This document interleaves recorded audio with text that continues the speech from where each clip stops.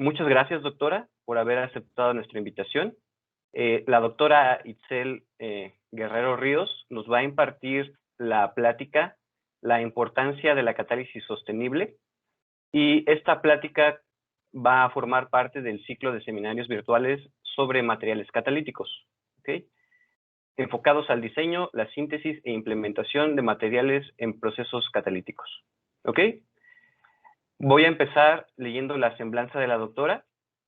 La doctora Itzel Guerrero Ríos es egresada de la carrera de Química de la Facultad de Química de la Universidad Nacional Autónoma de México y del doctorado en Ciencias Químicas por parte de la Università degli Studi di Firenze en Italia. Desde el año 2014 es profesora de carrera titular de tiempo completo y ha sido reconocida por el programa de primas por el desempeño académico PRIDE con el nivel C desde 2020. Además, es investigadora nacional SNI 1 desde 2012. Su trayectoria académica destaca por el grado de especialización en el área de la química organometálica y catálisis, enfocados al desarrollo de procesos amigables con el medio ambiente. La calidad de su trabajo se ve reflejada en las 20 publicaciones generadas en revistas de alto impacto internacionales. El número de citas recibidas a su trabajo es mayor de 800, excluyendo autocitas, con un índice H12. La doctora Guerrero ha organizado diversos cursos, seminarios y conferencias para difundir la catálisis sostenible, invitando ponentes internacionales de reconocida trayectoria. Adicionalmente, ha presentado su trabajo en diversos foros nacionales e internacionales, publicando un capítulo de un libro de divulgación, participando en cápsulas informativas televisivas y ha sido invitada a impartir conferencias magistrales sobre sus líneas de investigación en diversas instituciones. Pues, sin más que agregar, doctora, le cedo la palabra y de nuevo le agradezco pues el favor que nos hace al impartirnos esta plática. Muchas gracias. Voy a empezar a compartir mi pantalla.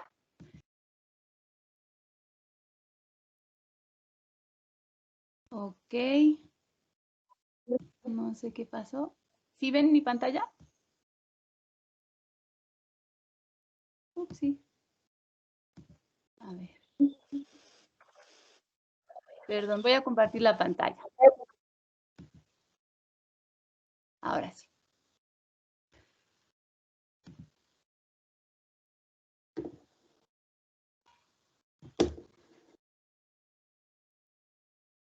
Bueno, primero quisiera agradecerles al capítulo estudiantil, a Andrés, que pues me contactaron para dar este seminario. La verdad es que pues me gusta este contacto.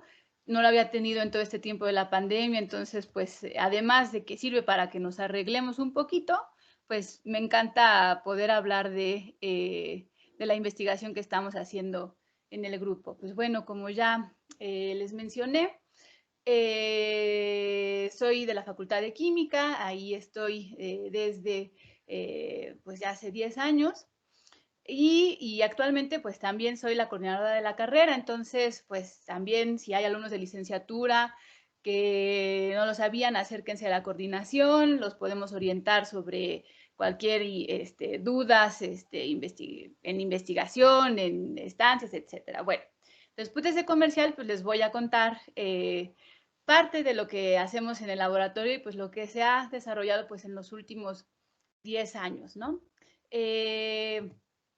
Como ven aquí, pues el título de esta plática es La importancia de la catálisis sostenible. Aquí encuentran mis datos, mi correo electrónico, dónde nos encontramos. Bueno, localmente es el laboratorio 217 del Departamento de Inorgánica. Y pues bueno, sin más preámbulo, pues voy a comenzar a platicarles de esta historia y de esta parte de catálisis y la importancia de esta. Espero que haya muchos en la audiencia que la practiquen o que estén interesados, ¿no?, en realizar nuevos catalizadores o investigación en esta área. La catálisis, ¿no?, dentro de los 12 principios de la química verde, pues es uno de ellos, ¿no? Aquí vemos la importancia que hay en estos 12 principios que da hacia economía atómica, reducción de residuos, prevención de accidentes, de contaminantes, generar productos degradables,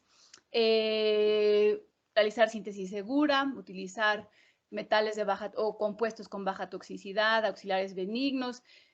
Bueno, si todos estos los encerramos, también está catálisis, pero catálisis toca seguramente varios de estos puntos, ¿no? Porque tratamos de utilizar, obviamente, compuestos con baja toxicidad, productos, ahora tratamos de desarrollar productos degradables, una economía circular, etcétera. Bueno, todo esto, ¿no? Porque queremos cumplir con las 3 Ps, ¿no? Que sería el planeta, las personas y la productividad, que hacen, ¿no? Que nosotros realmente podamos impactar en estas áreas cuidando el planeta y cuidando a las personas y siendo productivos, ¿no? Entonces, bueno, con esto la catálisis pues resalta, ¿no? Entre todos estos pasos y como ya lo dije, pues toca cada uno de esos. Un catalizador o una reacción catalizada, como ya algunos saben, pues bueno, es un compuesto, un catalizador que lleva a la producción a un producto deseado utilizando una menor energía de activación y muchas veces, y por lo general, proponiendo una trayectoria diferente. Entonces, tenemos diferentes estados de transición, una trayectoria muy diferente a un mecanismo no catalizado y, por lo tanto, un catalizador también es una especie que no se va a consumir en la transformación. Entonces, se va a regenerar también en cada transformación de sustrato a producto. Gracias a los catalizadores, pues ahora tenemos, bueno, podemos tener acceso a una cantidad muy grande de fármacos, de productos de comodidad como los polímeros, los hules, etcétera. Este año, ¿no? La Ciudad de México no permite entregar bolsas de plástico, ¿no? Pero en realidad es una forma de aprovechar el carbono única, ¿no? Y si pudiéramos reciclarlo y lo hiciéramos realmente, si hubiera una normativa en ese sentido, claro que seguiría siendo y sigue siendo uno de los productos más importantes de nuestro planeta. Y bueno, ¿qué decir de los fármacos? Un 95% de los procesos o en un 95% de los procesos para generar fármacos hay un catalizador involucrado. Entonces la catálisis sí está en todas partes.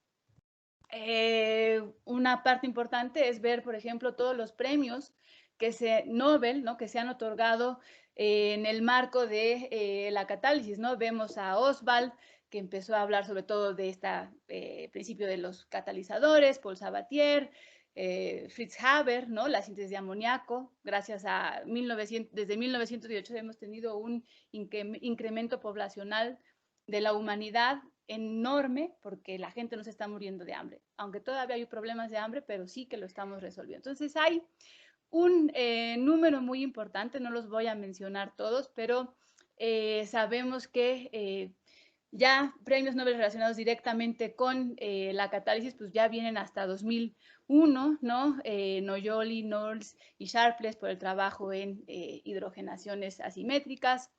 Chauvin, Groves y Schrock por el desarrollo de metástasis olefínica y ya más recientemente, hace 10 años, ¿no? Cuando justo entré a la UNAM, Hecknig y Suzuki por los acoplamientos carbono-carbono. Y bueno, en realidad hay muchos premios que no nada más es el Nobel, premios importantes mundialmente que se han otorgado en el campo de la catálisis, ¿no? Y bueno, para hablar un poco sobre los tipos de catalizadores que están entre estos premios Nobel, ¿no? Y entre lo que se ha desarrollado últimamente, pues hay 2 familias muy importantes, ¿no? Una es la familia de los catalizadores heterogéneos, ¿no? Donde el catalizador se encuentra en una fase diversa a la de los reactivos, y los catalizadores homogéneos, donde el catalizador se encuentra en la misma fase de los reactivos y productos que va a transformar. Hay diferentes lados positivos y negativos de estos 2 tipos de catálisis, ¿no? Los heterogéneos pues son mucho más resistentes, se pueden reutilizarse para el producto, pero también hay algunos puntos negativos como el que son poco selectivos, si se acuerdan la selectividad en las reacciones químicas era un principio importante de la química verde. Esto hoy en día se viene solucionando por el desarrollo de nanotecnología, de sistemas donde podemos controlar a nivel casi atómico, ¿no? Esta selectividad, ¿no? Pero todavía eso sigue desarrollándose. Y además, muchos de estos catalizadores, no todos, también a veces requieren condiciones extremas de reacción. Los homogéneos, pues, se caracterizan, ¿no? Por ser bastante reactivos y por ser tan reactivos, pues también se caracterizan por poder desactivarse fácilmente. Son más selectivos que los heterogéneos y se pueden utilizar, estudiar por modelos in situ. Esto también ya es cierto para algunos heterogéneos, pero todavía están desarrollándose más y más metodologías. Y una de las partes difíciles de los homogéneos pues, es la difícil separación del catalizador del producto. Obviamente, si hablamos de fármacos, etcétera, pues esto es algo complicado, ¿no? Porque si utilizamos un catalizador de platino que después se va a quedar en el compuesto, pues es muy peligroso porque sabemos que el platino es una de las drogas anticancerígenas más importantes, entonces pues puede tener implicaciones a nivel celular bastante importantes. Entonces es muy importante lograr la separación del metal o del catalizador del producto, sobre todo para aplicaciones farmacéuticas, ¿no? Con esto, pues nace cómo hacer de la catálisis, que ya es parte de los principios de química verde, todavía un proceso más sostenible. Entonces, las estrategias para la catálisis sostenible y que tocan parte de las áreas que hemos desarrollado en el grupo de investigación, pues está el hecho de desarrollar materiales catalíticos, ¿no? Y la aplicación de la nanotecnología para optimizar el empleo de metales que son muy activos, como los metales nobles. En este caso, soportarlos en fases sólidas y líquidas, o utilizar transformaciones multicomponentes. ¿Qué quiere decir? Que realicen varios procesos de reacción en un solo paso. Otra posibilidad es el diseño de sistemas catalíticos basados en metales de transición abundantes.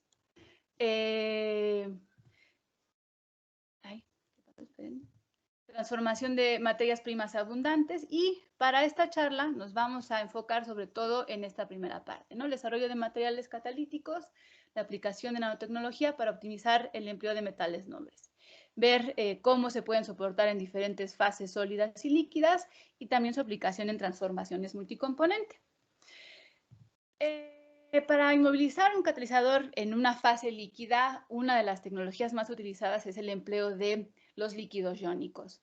Los líquidos iónicos en los últimos 20 años pues nacieron como una solución importante para muchos procesos. Ahora vamos a ver por qué, porque están asociados hacia sus propiedades.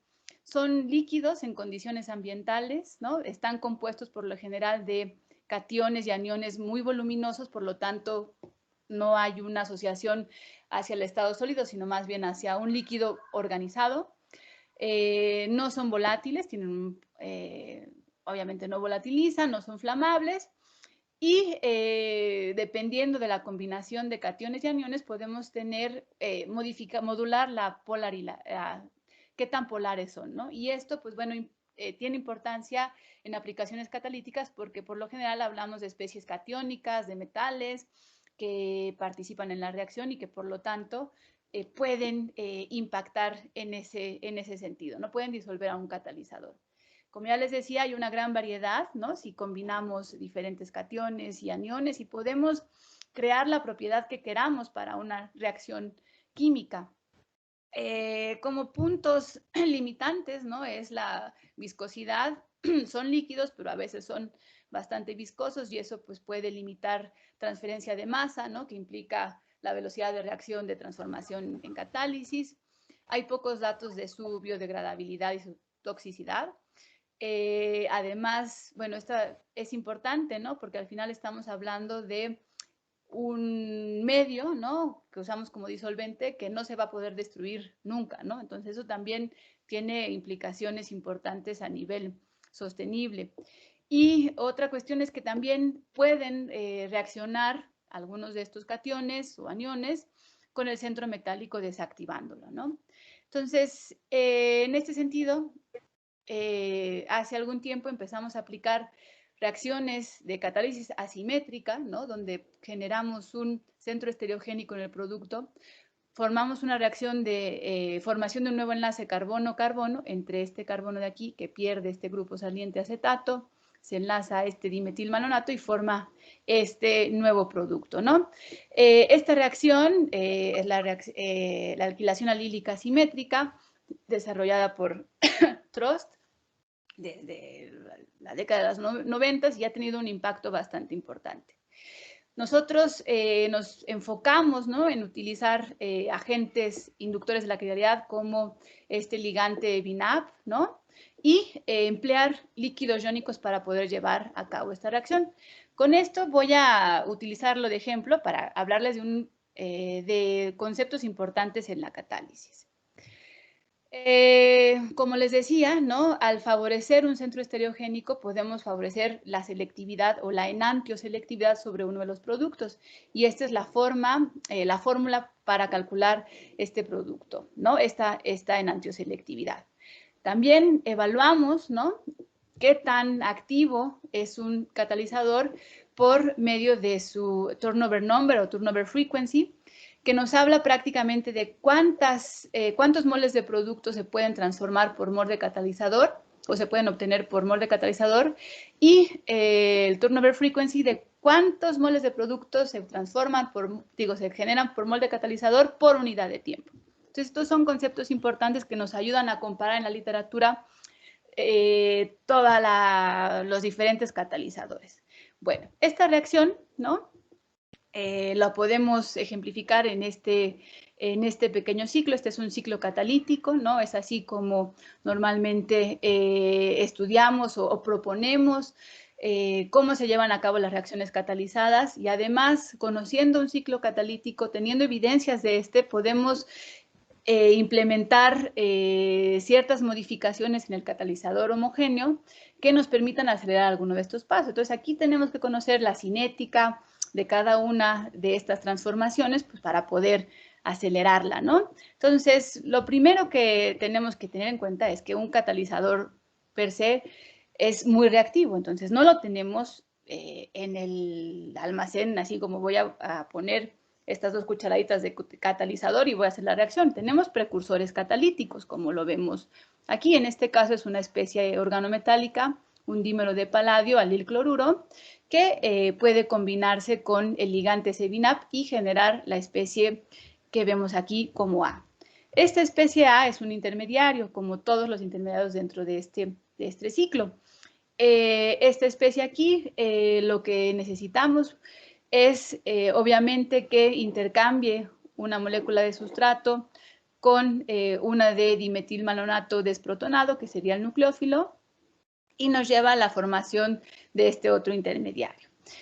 Lo que nosotros podemos observar es que, bueno, este intermediario ahora pierde un grupo saliente, se forma de nuevo una especie similar a A, pero ahora con sustituyentes arilos, ¿no? Esta especie alílica va a estar en equilibrio con otras dos. Bueno, esta también puede generar un diferente producto, y después un ataque nucleofílico del malonato generado por la desprotonación en presencia de esta base puede atacar a esta especie alílica coordinada y liberar el producto que vemos aquí, ¿no?, con esa enantioselectividad, y regenerar esta especie que sería, digamos, donde puede reiniciar de nuevo el ciclo, que sería la especie, pues, catalíticamente activa, ¿no?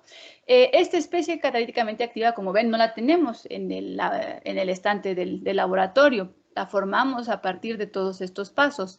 Y esta especie, cuando realizamos la reacción en líquidos iónicos, fue la que pudo reaccionar con el catión imidazolio para formar estas especies de paladio carbono en heterocíclico. Y esta especie pues era la responsable de que con el tiempo nuestro catalizador se deactivara, ¿no? Y esto se conoce como un inhibidor catalítico. Con este experimento o con esta investigación, pues bueno, lo que vimos es que no éramos capaces de reciclar la fase líquido iónico del catalizador para aplicarla en otras reacciones, y que también perdíamos la enantioselectividad con el tiempo. Como ya les había comentado, los líquidos iónicos se pueden diseñar para diferentes procesos y dado que en este tipo de reacciones, ¿no?, tenemos una base que se protona, ¿no?, o digamos con el tiempo, pues desarrollamos un nuevo líquido iónico, bueno, ya conocido para algunas reacciones, que es la base protonada, una superbase protonada derivada del DBU, y un catión bastante común como es el acetato. Si ustedes ven, el acetato está dentro de nuestros sustratos, ¿no? Y si utilizamos DBU como base, este DBU al desprotonar el dimetilmalonato, pues nos genera, al unirse con el acetato, más líquido iónico.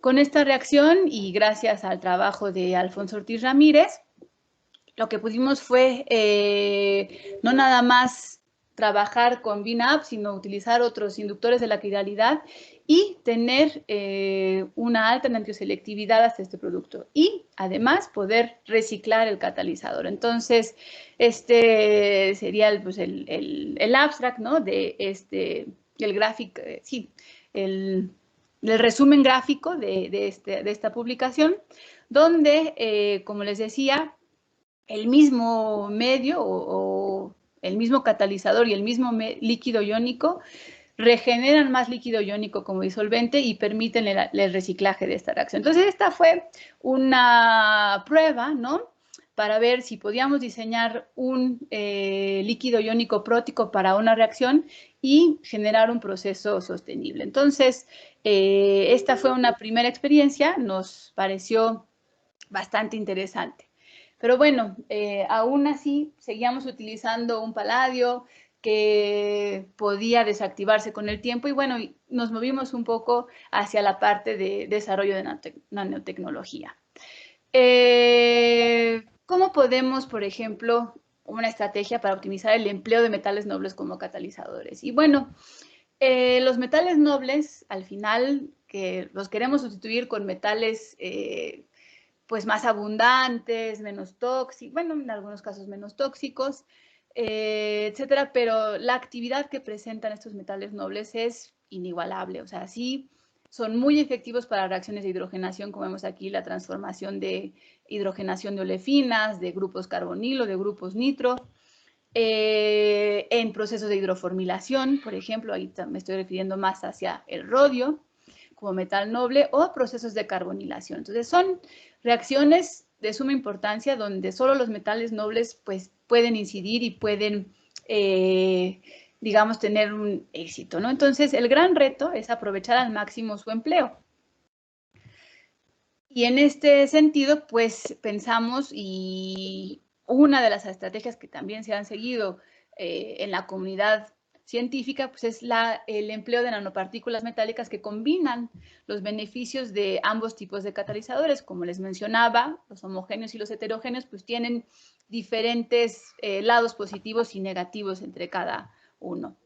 Ya decíamos, un homogéneo pues va a tener una mayor selectividad, un heterogéneo puede ser que sea también más activo. Entonces, las nanopartículas metálicas pueden incidir en estos dos sentidos y además, ¿no?, podemos pensar en una posible reutilización. Per se, hablando de nanopartículas metálicas activas en catálisis, pues se busca que sean realmente de tamaño pequeño. Aquí el tamaño es muy importante. Si son nanopartículas muy pequeñas, pues seguramente, como ya veremos, cómo podemos hacer un método que sea reproducible. Y en ese sentido, se junta, digamos, la parte de químicos organometálicos y pues químicos heterogéneos, ¿no?, de catálisis heterogénea, pues justamente para desarrollar metodologías como, que se conocen como top-down. En este tipo de metodologías encontramos que podemos partir de una sal metálica o un compuesto organometálico, hacemos reacciones de descomposición química para llegar a, digamos, a átomos aislados que se empiezan a agrupar en pequeños clústeres que empiezan a crecer hacia nanopartículas de cierto tamaño, pero que su ciclo natural pues sería ir hacia el bulto metálico, ¿no?, por esta mecanismo de Ostwald-Ripening. ¿Cómo evitar que lleguen hasta el bulto metálico? Pues bueno, en este sentido, si utilizamos estos métodos top-down, pues no tenemos métodos reproducibles, donde no hay contaminación de la superficie y podemos evitar el ripening por empleando diferentes estabilizantes, ¿no? El estabilizante, pues puede tratarse de un estabilizante estérico, como empleando polímeros, electroestérico, empleando líquidos iónicos, ¿no? Como ya les decía, los líquidos iónicos se pueden ensamblar y organizar de alguna manera en el medio, justamente para tener la interacción polimérica, pero también están cargados como para poder tener una interacción electrostática con la superficie. También es muy utilizado el empleo de ligantes y el empleo de soportes sólidos. Esto en catálisis tiene gran importancia porque el tipo de estabilizante impacta enormemente en las aplicaciones catalíticas, como vamos a tratar de explicarles en las siguientes diapositivas. A la hora de sintetizar una nanopartícula, ¿no? También pues tengo que tener idea de qué es lo que estoy sintetizando, qué tamaño tienen, etcétera. Y bueno, aquí les recomiendo esta referencia, es una referencia que habla de qué medir en las nanopartículas metálicas, ¿no? Dependiendo de si están en sólidos o en suspensión, qué tipo de técnicas, ¿no? Sería útil utilizar y qué me puede decir, ¿no? Y sobre todo, por ejemplo, aquí vemos qué pasa en general en todo el material, muchas nanopartículas, o qué pasa a nivel de una nanopartícula, ¿no? Dependiendo de todas estas técnicas. Claro, hay algunas que tienen lados positivos o lados negativos, son caras, son muy sensibles, son destructivas, no son destructivas, ¿no? Entonces hay que tener en cuenta, este diagrama me parece muy interesante y bueno, también nos hace ver las limitantes que a veces tenemos en los laboratorios como para poder acceder a todas estas, ¿no? Pero seleccionando las más importantes y las que más nos brindan información para nuestro caso, pues vemos que el tamaño, distribución y morfología se pueden determinar estudiando la microscopía electrónica, sobre todo la microscopía electrónica de transmisión de alta resolución. Aquí podemos ir a resolución atómica, ¿no? Se puede acoplar a EDX para conocer la composición del material y además la composición se puede estudiar en algunos casos por espectrometría de masas y en superficie por la técnica de XPS. Otras interacciones con el soporte ligante las podemos analizar cualitativamente por infrarrojo, ¿no? Y en algunos casos por resonancia magnética nuclear de sólidos, ¿no? Que también ya empieza a cobrar importancia en este sentido. Y es una aplicación que también hacemos los que trabajamos mucho en disolución para poder estudiar este tipo de técnicas. Bueno, ya que tenemos nanopartículas estabilizadas y que conocemos por todas estas técnicas su tamaño, distribución, morfología, su composición y las interacciones que está teniendo con el soporte o con el ligante, pues vamos a ver algunos ejemplos de cómo influyen las modificaciones que hacemos a la nanopartícula en sus propiedades catalíticas. Y bueno, este viaje empezó con Erika Martin en 2010, cuando regresé a la Facultad de Química, y con una colaboración en la que conocí a Montserrat Gómez de la Universidad Paul Sabatier de Francia. Empezamos un proyecto en el que trabajábamos con nanopartículas de paladio, descomponiendo especies organometálicas de paladio divincilidena-acetona, este dímero. Este dímero en presencia de hidrógeno molecular hidrogena el ligante, ¿no? Y empezamos a tener especies de paladio, esta ya es una especie de paladio cero, especies atómicas que empiezan a acomodarse en pequeños clústeres. Y como estabilizante utilizamos esta tioéterfosfina. Son ligantes muy conocidos para catálisis homogénea y que tienen propiedades interesantes. La formación de estos clústeres, pues también son clústeres muy reactivos y en presencia de hidrógeno lo que empezamos a ver es que por medio de un seguimiento de la formación de nanopartículas por resonancia magnético-nuclear de líquidos multinuclear bajo atmósfera de hidrógeno, es que el mismo ligante se podía fraccionar en la formación de la nanopartícula. ¿Qué quiere decir? Que activábamos enlaces azufre-carbono, teníamos especies tiolato, activábamos enlaces fósforo-arilo, teníamos estas especies aquí coordinadas y bueno, y todos los fragmentos que se pudieran imaginar. Es un poco desafiante, ¿no? Porque la misma nanopartícula tan activa el mismo estabilizante y lo cambia, ¿no? Y lo pudimos cuantificar también por aislando la solución y cuantificando por cromatografía de gases. Pero fue interesante porque esto no se había observado. Esto que ven aquí como granitos, pues es prácticamente el TEM, ¿no? Con un fondo morado, donde se ve que son nanopartículas aisladas, ¿no? Y esto se podía observar, sobre todo, utilizando disolventes comunes, como el tetrahidrofurano, o líquidos iónicos. Y lo que observamos es que el líquido iónico hacía que la fragmentación fuera menor. Como ya vimos, el líquido iónico también puede ser un estabilizante de nanopartículas metálicas y por lo tanto esa estabilización extra pues hacía que la fragmentación del ligante como estabilizante no se llevara a cabo. Entonces, ese líquido iónico, ¿no? Bueno, fue un Dalton Transaction del 2014. Cuando las nanopartículas se hacían en líquido iónico, las utilizamos en estas reacciones multietapa que les decía, ¿no? Hacemos varios procesos en uno solo, como es el acoplamiento carbono-carbono, que se conoce, realizan especies moleculares de paladio, y el producto que se genera se puede reducir por el mismo líquido iónico, sin la adición de hidrógeno o de algún reductor. Este es un líquido iónico bastante especial, ¿no? Tiene un anión protonado, un catión etil metilimidazolio, como el que les presenté anteriormente, y podíamos generar, pues efectivamente, el producto acoplado y el producto hidrogenado en una misma reacción, ¿no? Esta reacción favorecía todavía el producto hidrogenado o reducido por el mismo líquido iónico a temperaturas más altas, ¿no? Entonces, fue interesante.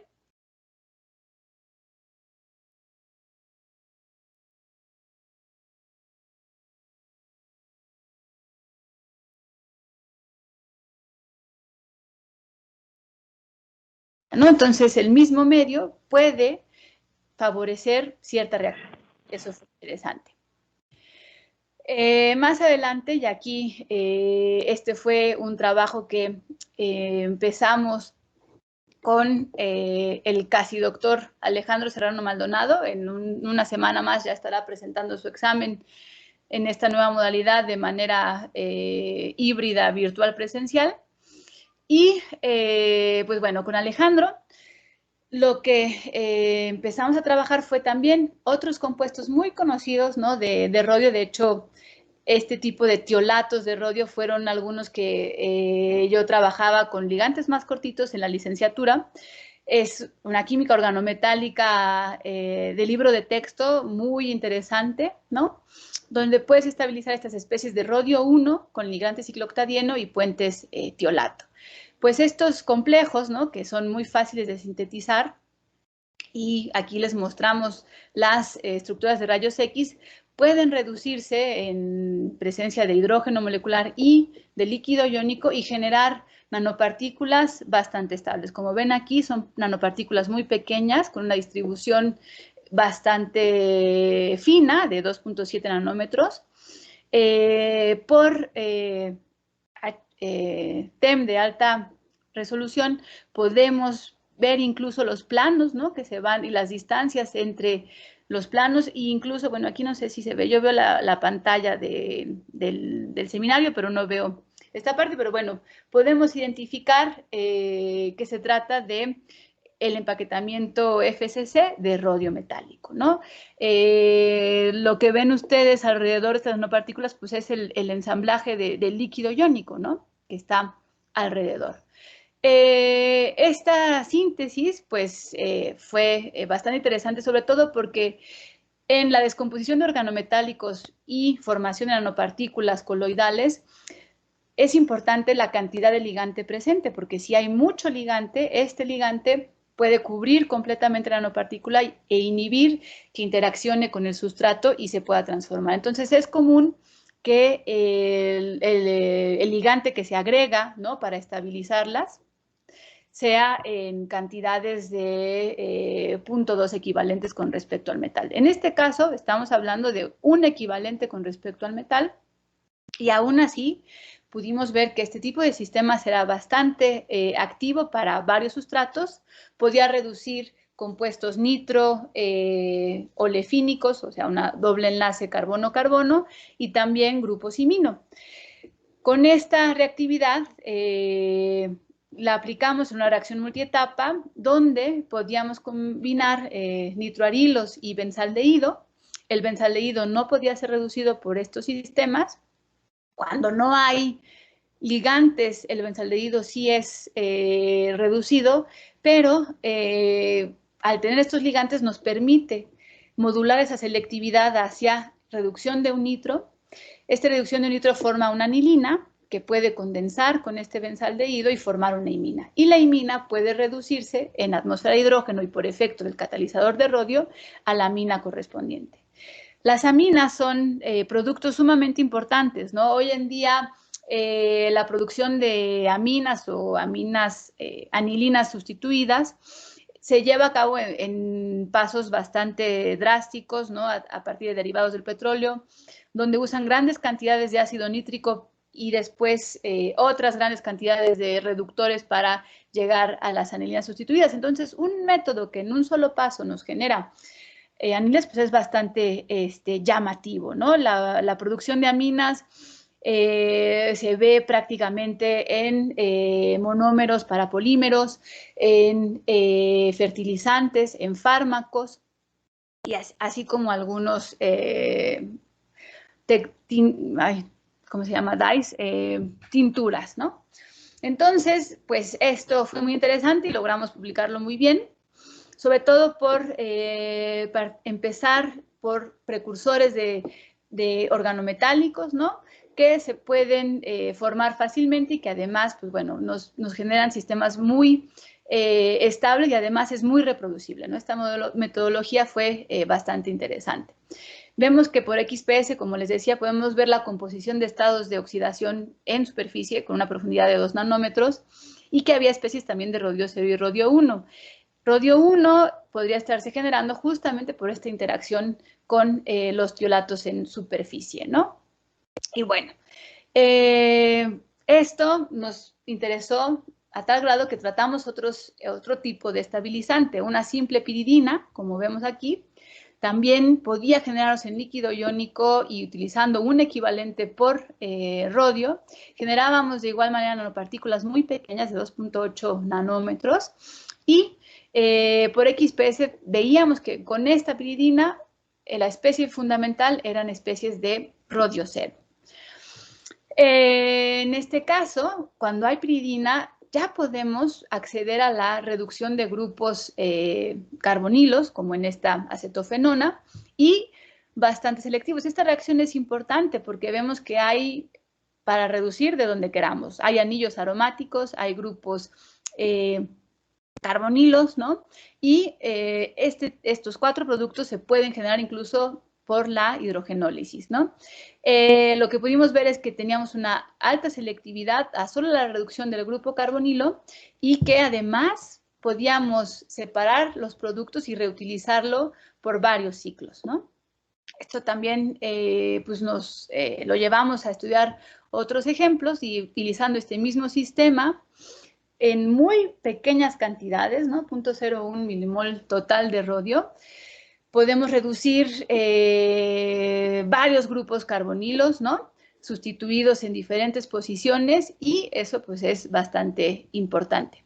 No solo eso, sino que este sistema podíamos utilizarlo no nada más utilizando hidrógeno como fuente como reductor, sino incluso no utilizando hidrógeno, simplemente este ácido fórmico, ¿no?, o esta pareja aducto ácido fórmico trietilamina, utilizando 0.1 mol por ciento de catalizador, una cantidad muy pequeña, ¿no?, de esta solución de líquido iónico y por lo tanto podíamos de nuevo, ¿no?, acceder a la aminación reductiva, esta reacción multietapa, como ya decía yo, reducción de grupo nitro-vanilina, que lleva a cabo una condensación con el aldehído, y después puede llevar a cabo la reducción del grupo iminolanilina, ¿no? Entonces, esto también fue bastante interesante y, pues bueno, nos valió la portada de esta revista.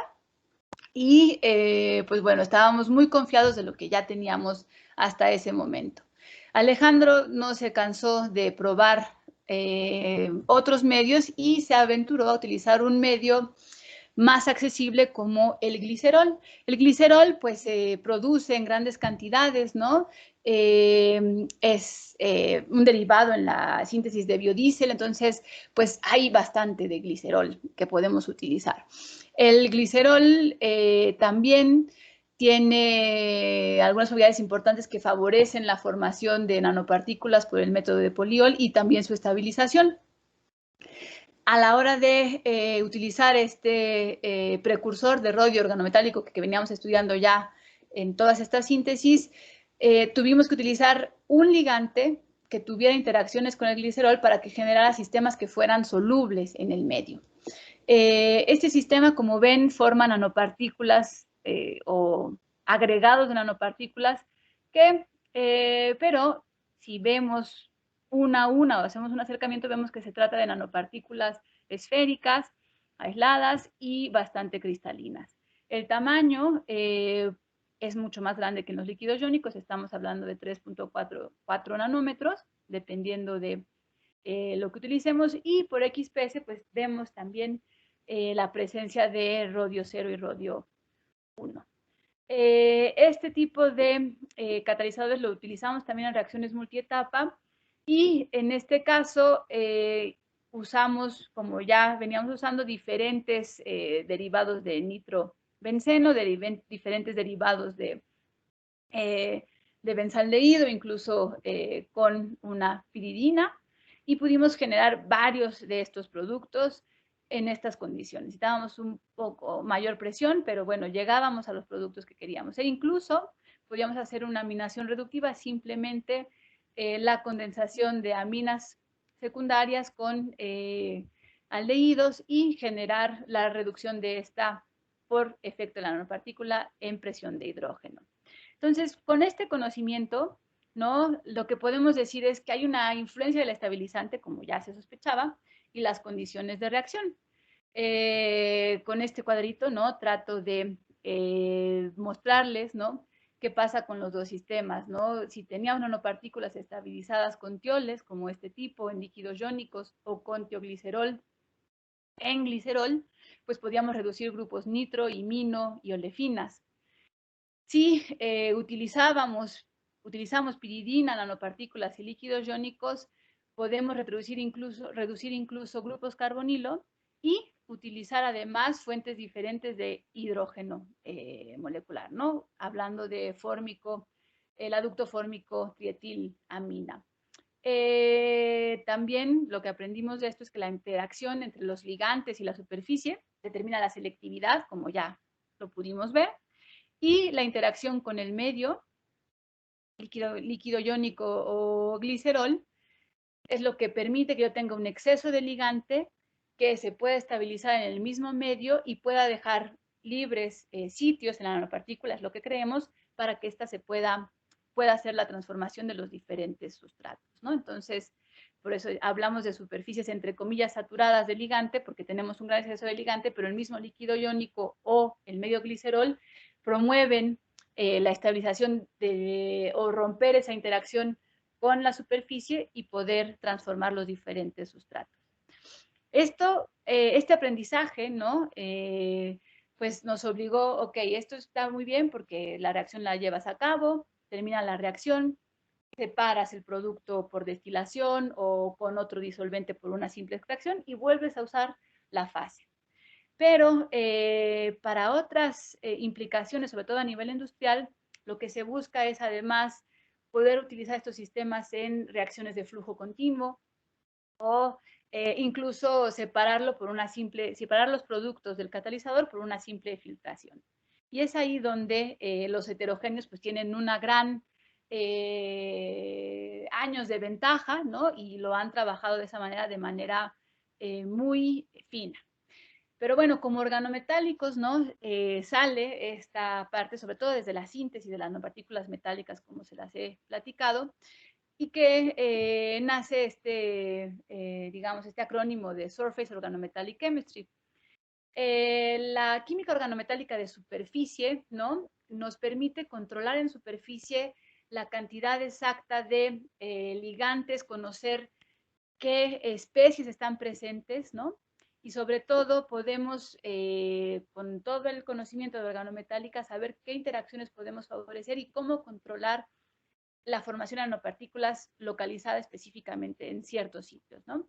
Entonces, en ese sentido, este trabajo de hace un par de años, inmovilizaron trifenilfosfina, un ligante muy común, en la superficie de sílica. Sílica es un soporte muy utilizado debido a la fácil modificación que podemos tener de la superficie y además de que se trata de un soporte inocuo, ¿no? O sea, no participativo en la reacción catalítica, no como titania o como ceria o óxido de magnesio, que sí pueden tener una participación adicional y podemos tener este tipo de catálisis bifuncionales, donde el mismo soporte también participa en la reacción. Bueno, sílica es más inerte, es modificable y podemos solamente controlar el parámetro de ver lo que está anclado y ver cómo esto está estabilizando nanopartículas. En ese trabajo donde anclan o soportan nanopartículas de rodio, pueden ver que se puede reciclar, ¿no? Y pueden reducir selectivamente, ¿no? En estos sustratos, bueno, pueden reducir completamente el niño aromático, el grupo carbonilo, reducir únicamente el grupo carbonilo o incluso reducir tolueno, ¿no? Entonces, esto ya nos acerca un poquito a la reactividad de especies puramente heterogéneas, ¿no? Pero conociendo perfectamente la composición en cada paso de la reacción y pudiéndolo hacer un sistema, digamos, que no requiere una reactivación, ¿no? Muchas de los catálisis heterogéneos lo que requieren es metodologías de pirólisis o de activación en ciertas atmósferas y en el caso de estas estrategias, pues nos llevan a un sistema en un solo paso para obtener un catalizador bastante eficiente. Pues en este sentido nos planteamos el uso de sílicas estructuradas, ¿no? Porosas, como la MCM41. Entonces, pensamos, bueno, ya tenemos esta experiencia en reducir este tipo de organometálicos de rodio, vamos a ver cómo podemos controlarlo, ¿no? Utilizando un soporte sólido. Y ahora sí, acceder a otras áreas de la catálisis donde todavía podemos implementar más protocolos sostenibles. Bueno, en este caso, sintetizamos la MCM41 en presencia todavía del agente plantilla, que sería el CETAF.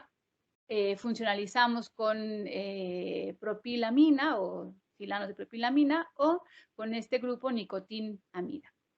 Y en ese sentido, la localización, bueno, como encontramos en algunas metodologías, la localización de grupos funcionales en la sílice se focaliza sobre todo en superficie y en proximidad de los poros.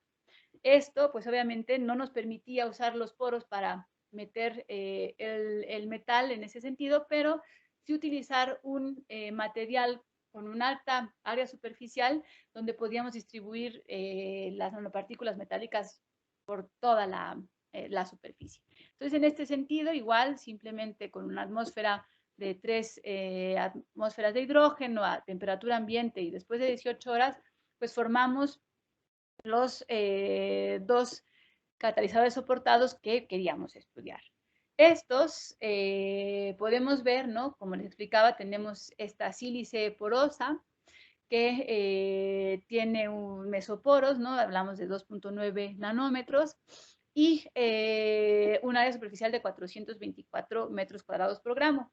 A la hora de formar las nanopartículas C y B, bueno, esta no tenemos la de nicotinamida, pero B y C, la porosidad y la área superficial, como ven aquí, se pierde por completo. Estamos hablando de alrededor de 14, 18 metros cuadrados por gramo, ¿no? Entre las dos muestras.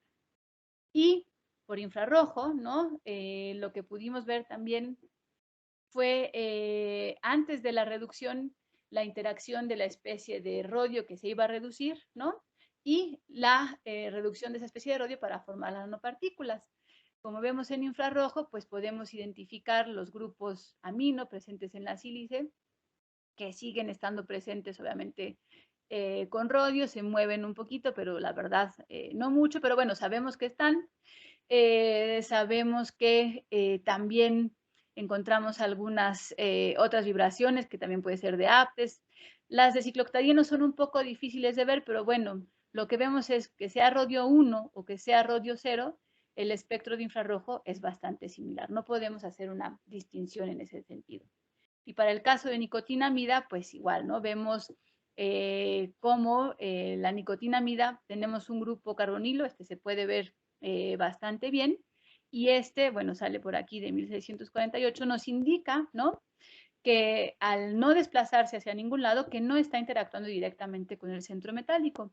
Sí la piridina y sí posiblemente algunos de los grupos silanol que vemos aquí, ¿no? Eso está bien documentado y pues podemos inferir y decir cualitativamente que hay este tipo de interacciones con el metal.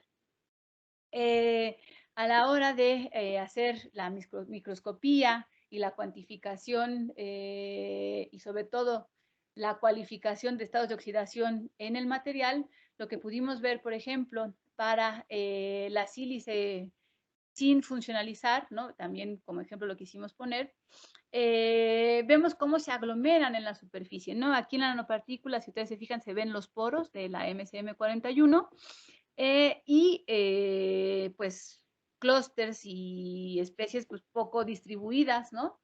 De nanopartículas de rodio. Cuando usamos las sílices funcionalizadas, pues efectivamente sí vemos una distribución homogénea sobre la superficie. Aquí también pudimos identificar que no había nada en los poros, podía ser cubriendo la salida de los poros, eso sí. Y pues bueno, lo que podemos ver al hacer un acercamiento, pues es que sí se trata de nanopartículas de un tamaño alrededor de 4 nanómetros. Bueno, aquí no está, bueno, aquí lo vemos, 4 nanómetros. Y por ICP una carga de catalizador de 2.9% en peso de rodio.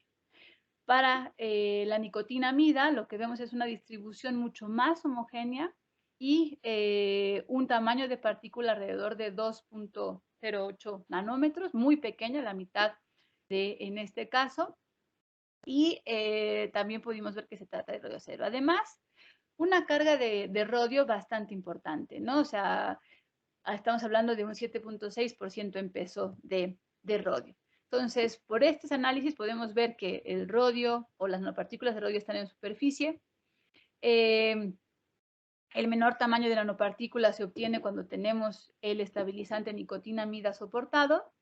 Y además, la mayor carga de rodio la podemos obtener cuando tenemos esta nicotinamida coordinada. Y XPS para estos dos catalizadores con la sílice funcionalizada, pues nos ayuda a identificar que hay especies de rodio 0, rodio 1 y rodio 3.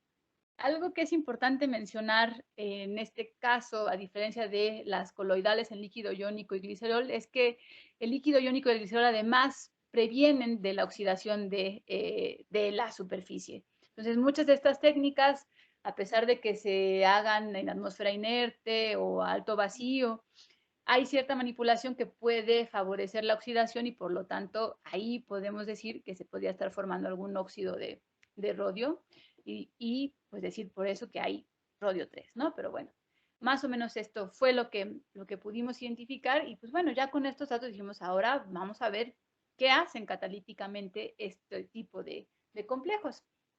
Pues viendo, ¿no? La cantidad de grupos funcionales que pueden reducir a 40 bar y en heptano, pues podemos ver que incluso la acetofenona puede reducir incluso el anillo aromático, ¿no? Y el grupo carbonilo.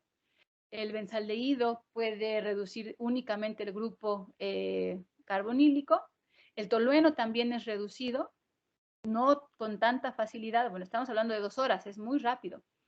Y quinoleína también puede ser reducida, un grupo, un heterociclo también puede ser reducido, e incluso benzonitrilo, que tiene, es bastante llamativo como especie para reducir y generar este tipo de aminas, pues también es interesante, ¿no?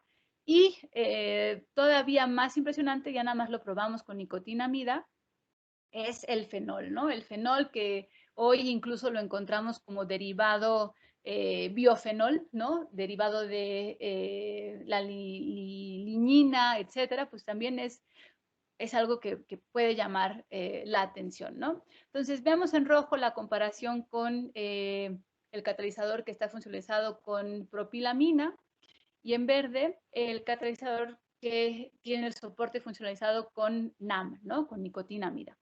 Y vemos que entre los dos tienen una propiedades bastante catalíticas bastante similares. A veces es menos activo uno, a veces el otro, ¿no? Pero en realidad no vemos una diferencia muy marcada. Pero la diferencia que sí pudimos observar entre estos dos, pues fue el análisis TEM después de la reacción catalítica, ¿no? Después de la reacción catalítica, utilizando el catalizador que tenía el soporte funcionalizado con propilamina, no es una coordinación muy fuerte al centro metálico y por lo tanto, después de la reacción catalítica, lo que vemos es que el rodio que se veía distribuido sobre la superficie ahora se aglomera en ciertos lugares, puede pegarse a otra partícula de sílica y bueno, eso lo hace, pues bueno, nos hace pensar en que la especie que pensábamos que estaba llevando a cabo todas esas transformaciones, pues puede ir cambiando con el tiempo e incluso llevando a la desactivación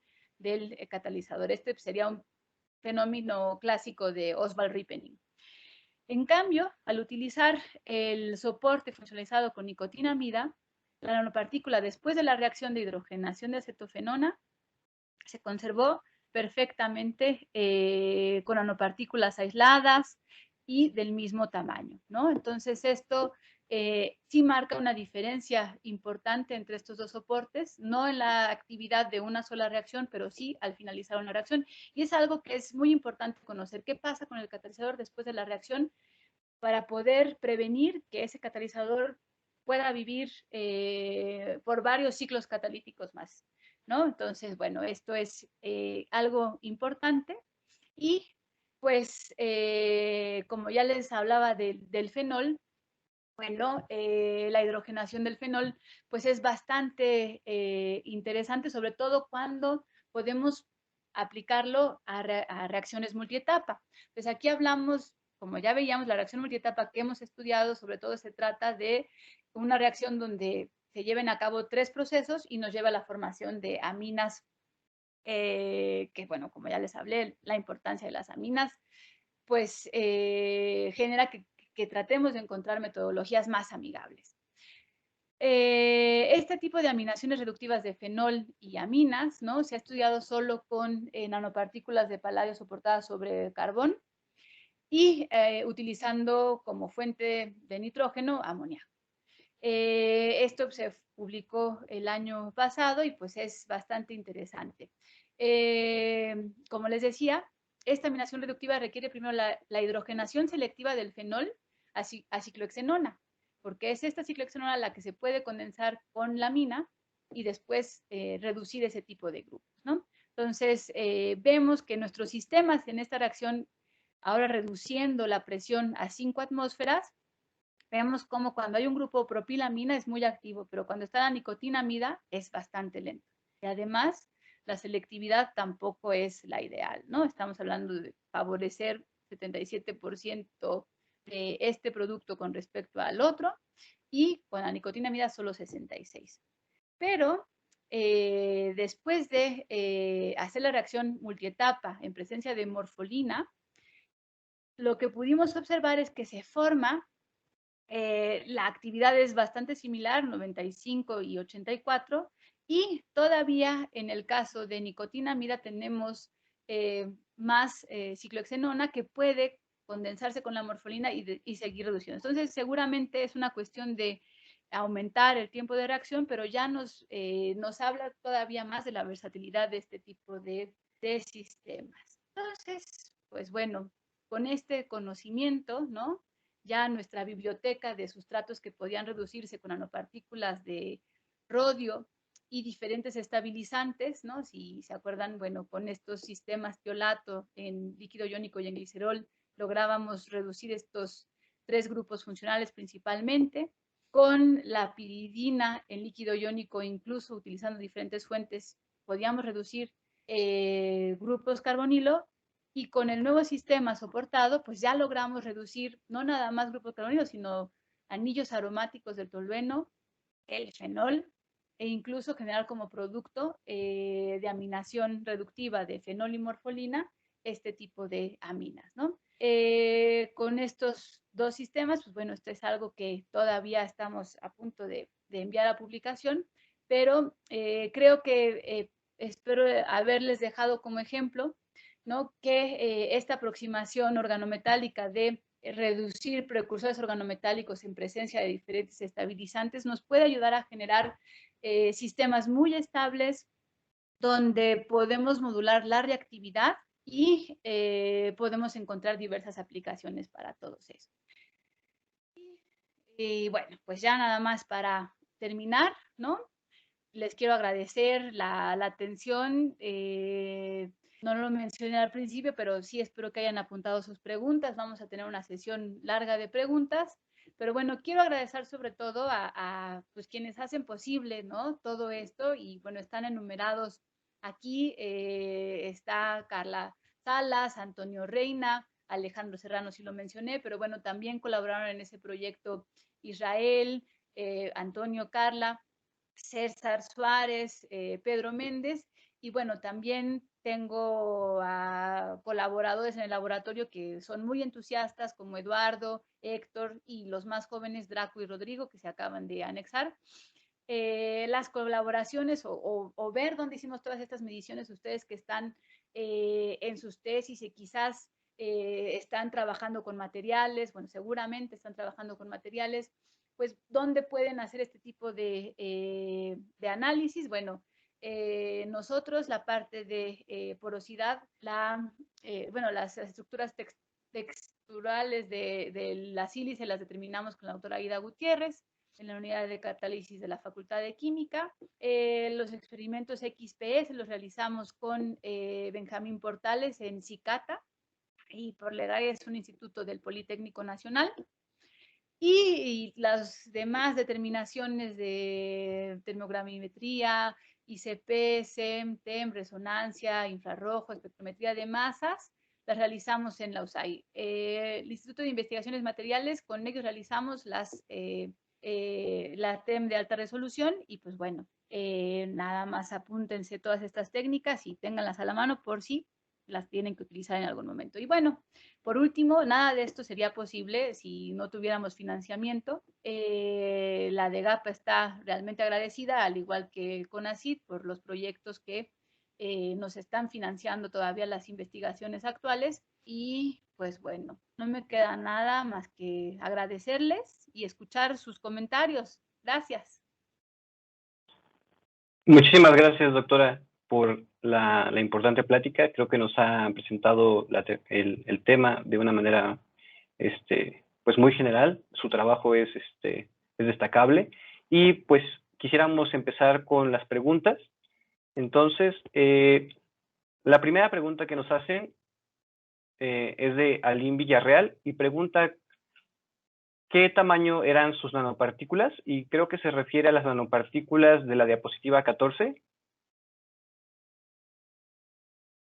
¿Esta? Hola, sí, no, las anteriores, pero realmente me fueron surgiendo varias preguntas a lo largo de su presentación, doctora. Okay. Algunas como que las fue respondiendo, perdón por el ruido.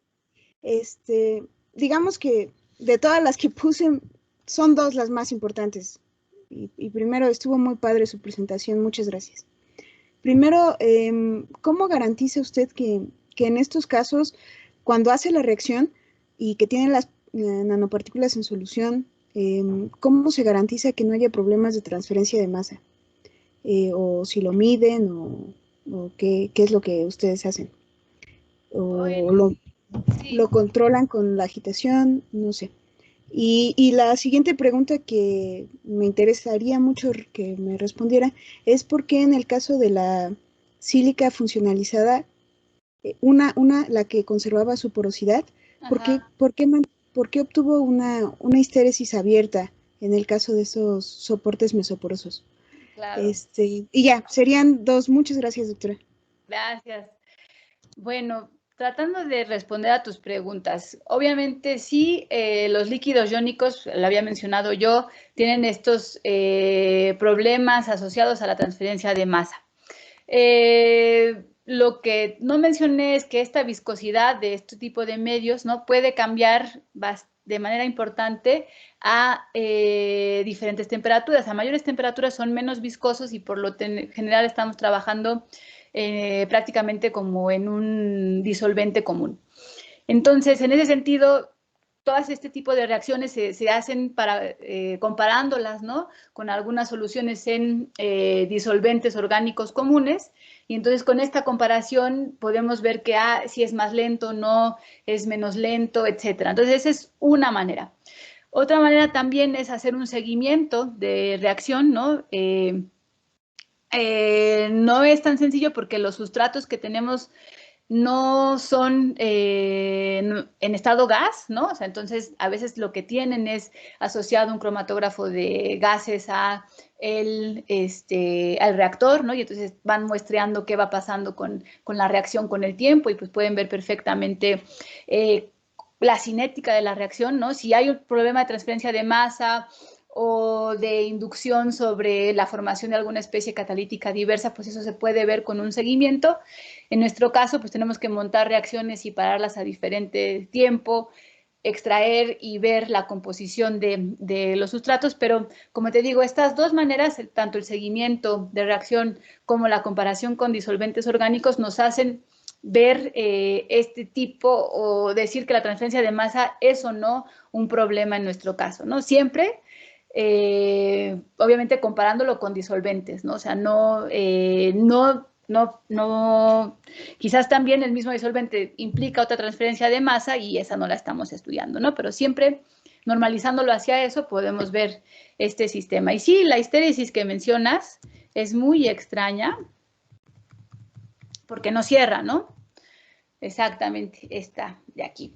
Y pues esta muestra, ¿no? Incluso Aida nos ayudó a correrla en un par de ocasiones, dando mayor tiempo de equilibramiento para la presión y poder hacer la medición más justa, pero en los dos casos seguía de esta manera. Incluso se trató de buscar por fugas, etcétera, pero sí, es un problema de la muestra que obviamente también aquí no estamos usando otro tipo de gases, ¿no?, que pudieran facilitar la medición. En este caso se usó nitrógeno, ¿no? Sé que si utilizas dióxido de carbono o argón, puede ser que tu medición sea mucho más precisa, sobre todo que estamos en este límite de mesoporos, ¿no?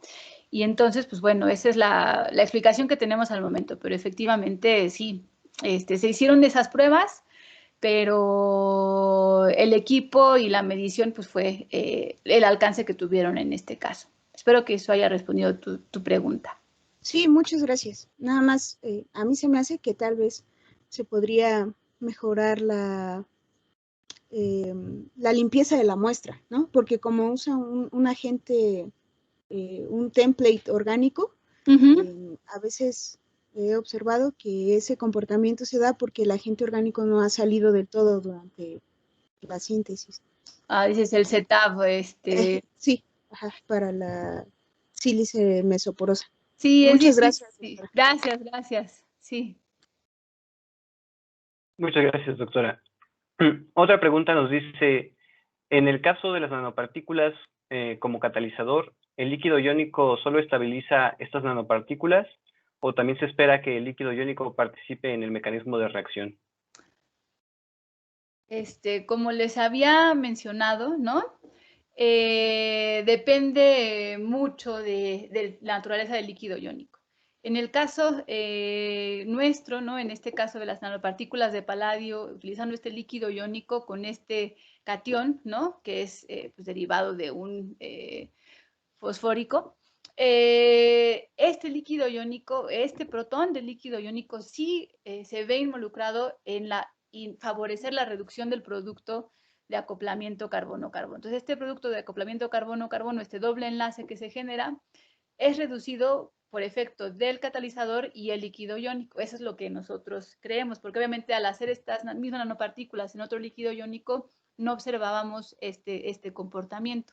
Entonces, sí puede estar involucrado en el mismo, favorecer otros mecanismos, como en este caso. De acuerdo, doctora. Muchas gracias. Preguntan también si usted hace un tratamiento térmico a las nanopartículas de rodio y en caso de que lo haga, ¿se forma un core shell de silicio o como tal pertenece al compuesto de Aptes, el silicio? Como les mencionaba, ¿no? En este caso, pues sí, bueno, aquí lo podemos ver muy bien. La formación de nanopartículas por esta aproximación de organometálica de superficie no requiere ningún tipo de tratamiento del catalizador, ¿no? Entonces, simplemente, como pudimos o traté de enseñarles con el, digamos, seguimiento de la interacción del organometálico con la sílice funcionalizada y después la reducción en hidrógeno a 3 bar una noche, ¿no? Ya nos lleva a la formación de nanopartículas como las que les mostré en el TEM, o sea, con todo el análisis. Entonces, no hay ningún tratamiento térmico que se realice, ¿no? Por lo tanto, sabemos que la sílice pues, está intacta, ¿no? Y los grupos funcionales igual. De acuerdo, de acuerdo. Entonces no se formaría el core shell. No. Ok. También nos preguntan, doctora, ¿cuál isoterma o modelos de isotermas son más servibles para poder definir que el catalizador fue viable?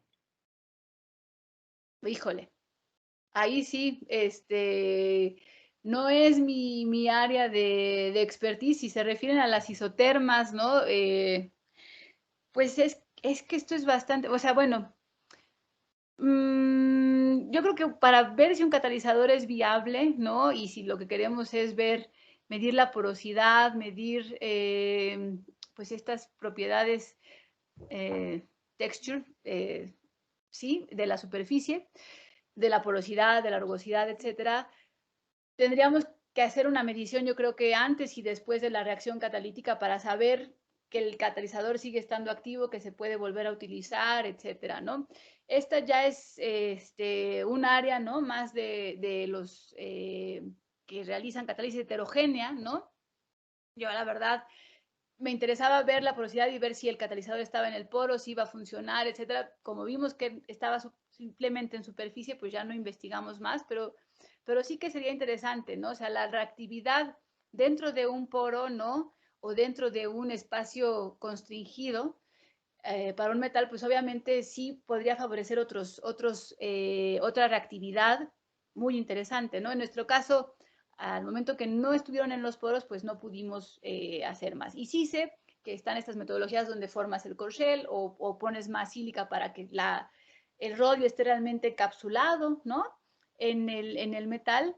Y esto tiene que ver justamente para que no lo pierdas durante la reacción catalítica, ¿no? O sea, si no está bien anclado, lo puedes perder y entonces, pues bueno, ¿de qué sirvió inmovilizarlo o usar el catalizador? Pero creo que con esta metodología lo que pudimos comprobar es que cuando tienes un grupo suficientemente con una fuerza coordinativa importante hacia el centro metálico, la nanopartícula se mantiene intacta, ¿no? Incluso después de una reacción a 40 atmósferas, ¿no? Entonces, eso es lo que aprendimos. De acuerdo, doctora.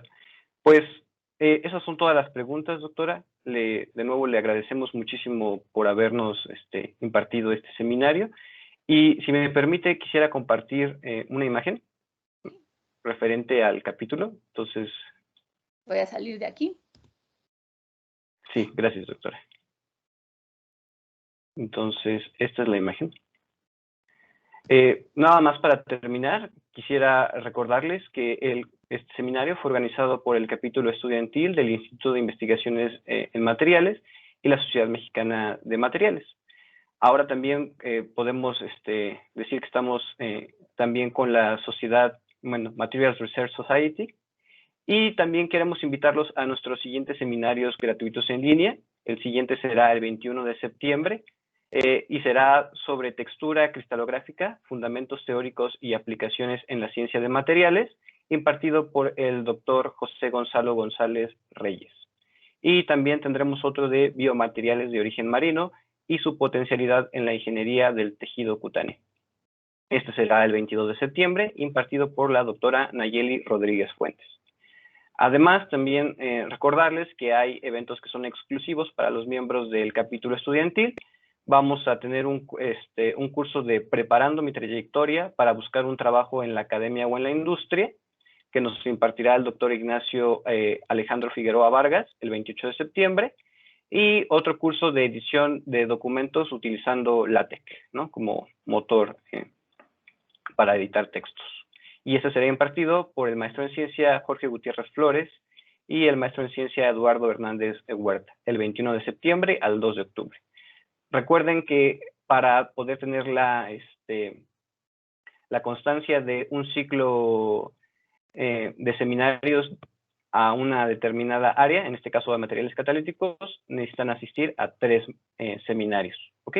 Entonces, con eso terminaríamos. De nuevo le agradecemos a la doctora por apoyarnos y les deseamos que tengan una bonita tarde. Muchas gracias.